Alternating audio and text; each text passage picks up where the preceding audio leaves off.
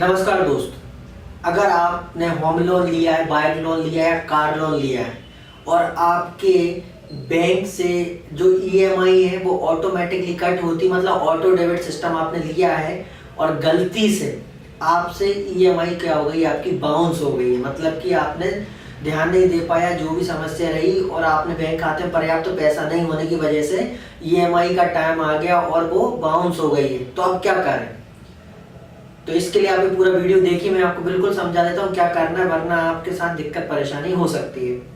देखिएगा आपको क्या करना है। जैसे ही सपोज करो कि आपकी 5 तारीख को, महीने की 5 तारीख को आपकी ईएमआई कटती है और आपके बैंक में पैसा, खाते में जो पैसा था वो कम था, इस वजह से क्या हुआ कि आपकी ईएमआई बाउंस हो गई। तब आप क्या करें?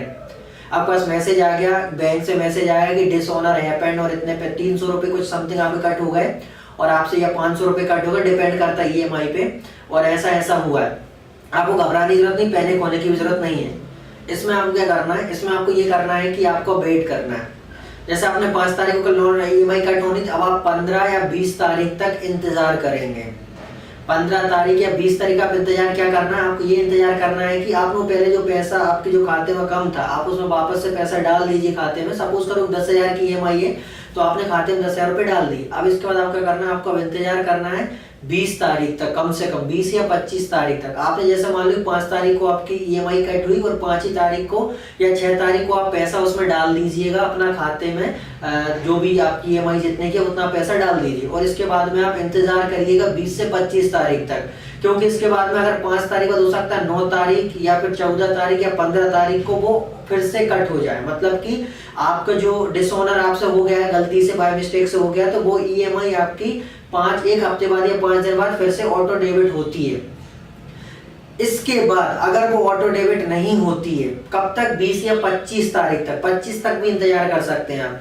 फिर इसके बाद आपने जिस भी कंपनी से लोन लिया है, जैसे आपने बैंक से लिया है या फिर आपने कोई प्राइवेट कंपनी, कोई प्राइवेट फाइनेंस से लिया, जैसे महिंद्रा फाइनेंस हो गया, हिंदुजा, इतने सारे जो फाइनेंस कंपनी वाले हैं, तो फिर आप उनकी ऑफिस में जाएंगे, फिर उनसे आप बोलेंगे कि भाई हमसे ये हो गया और हमारी ईएमआई ऑटो डेबिट मतलब थी, लेकिन गलती से हम लोग पैसा पे नहीं कर पाए, तो अभी अब क्या करना है?